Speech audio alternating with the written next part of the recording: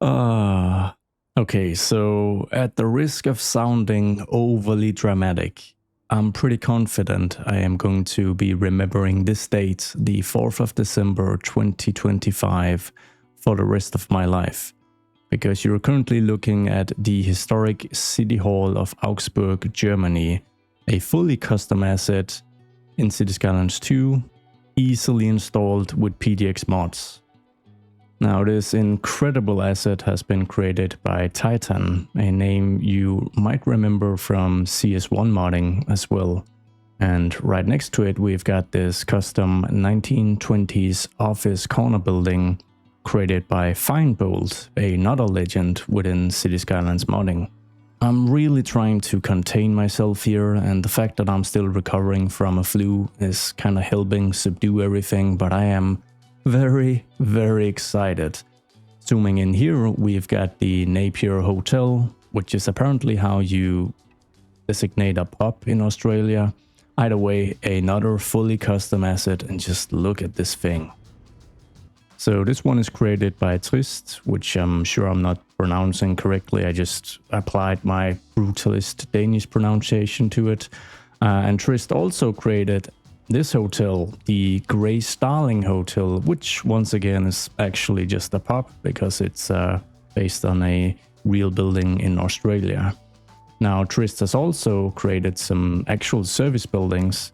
I'm just gonna see if I can I make the time of day highlight these a little better. Oh yeah, look at that texturing. The subtle off-white coloring. The watermark. I mean, these are amazing. So I'm pretty sure this is like a small hospital, and it even has an upgrade. Actually, let's just showcase it a little better. So this is the Eastbourne Medical Chambers, and it is fully functional as a small hospital. It even has an upgrade, the Eastbourne Suites, adding 10 additional patient capacity. Let's just try and add this. Oh, that is so nice. Right next to it, which I know is slightly morbid, we have the V Raven Undertaker, which is a crematorium, fully custom crematorium with this really nice old Australian-ish style. We've got some fancy detailing here in the back. This is the start of something epic. Now, where would you go after a fun stay at the hospital or a less fun stay at the crematorium? I know what I'd do. I'd grab a bite of food, and why not go to McDonald's?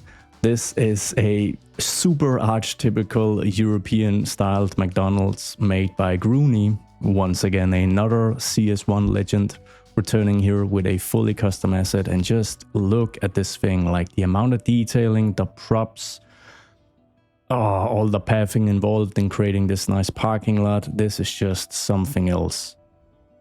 Now, where would you go after a light 1700 calorie meal here at McDonald's? Maybe a bit of music or some sort of performance at the Xinghai Concert Hall by Ovenlal. I'm absolutely certain I butchered not just the name of the concert hall, but also the asset creator's name. I do apologize in advance.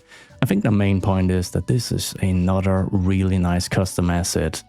And the scale is also really cool. We already have plenty of people having a walk here.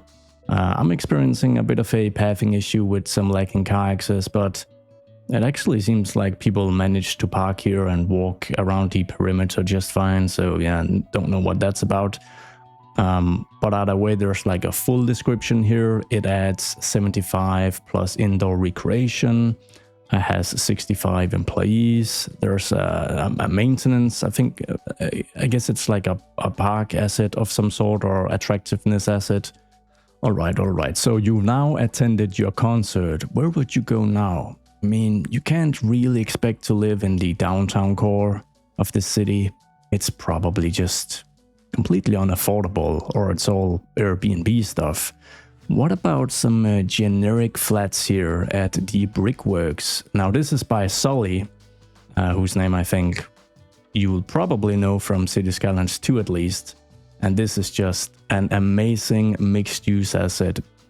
The thing I really like here is that it is so generic. I imagine being able to use this in just about any type of city I'll be creating, I always am super happy to see these kind of assets. They're less flashy than the City Hall, for instance, but they're more applicable in, in more situations. And just looking at all the activity here, since we've got some outdoor dining, because it is a mixed use asset, so there's some form of, what is this? Frank's fish sticks. That is fine dining, if I ever saw it. And what's next to it? Let's see, we've got, looks like a gift shop of some sort. Little boxes. Oh, okay, very, very nice. Just gonna zoom out. It's like the game kind of speaks for itself by this point. We have such cool assets through some of the official packs and DLCs, but this is really opening the floodgates in the most positive way. Okay, so you might live at the Brickworks converted flat developments, but even though you don't live in downtown, you're still paying way too much in rent, so you can't really afford a car. What about some public transit then? Well, you could grab a train at the suburban train station by Bad Peanut, and if I'm not mistaken, this is a halfway legendary asset from Cities Skylines 1 that has now made it into Cities 2. And of course, Bad Peanut's name is something that is going to ring to you as well if you are a part of the Cities 1 modding scene, or you just had 11,000 custom assets like I had. This thing is just beautiful. It's definitely got the CS2 upgrade. At least it just looks a lot sharper in game. Yeah, very nice. So how do you grab all this stuff? Well, just like you'd grab a map theme, a mod, or anything like that. We have a bunch of new tags here at PDX Mods, so if you just enable assets and prefabs, that is going to be like the main filter for all this stuff. As you can probably tell, some of the assets I just showcased are visible here. But of course, it's also really cool that you can filter very, very specifically for exactly what you want. And I think this is going to become more valuable in the future when we hopefully start having hundreds or even thousands of beautiful assets available through PDX mods.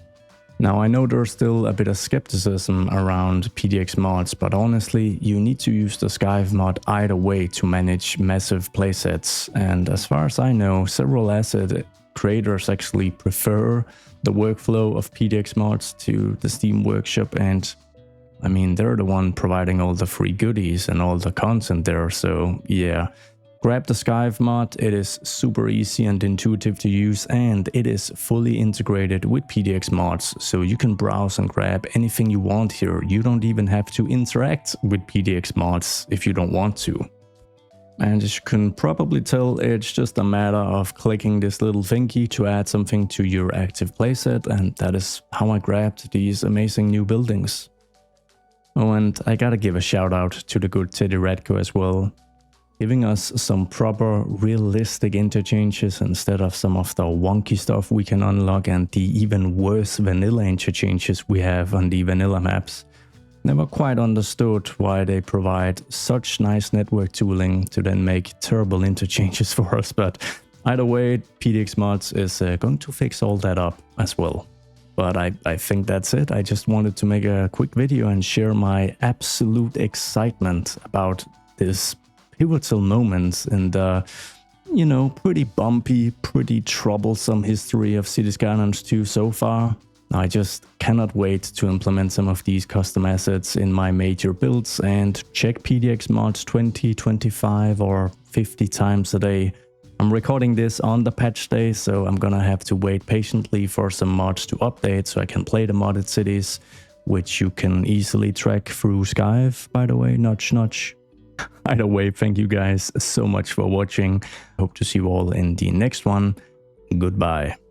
Oh, and you should totally subscribe if you want to see these custom assets put to use.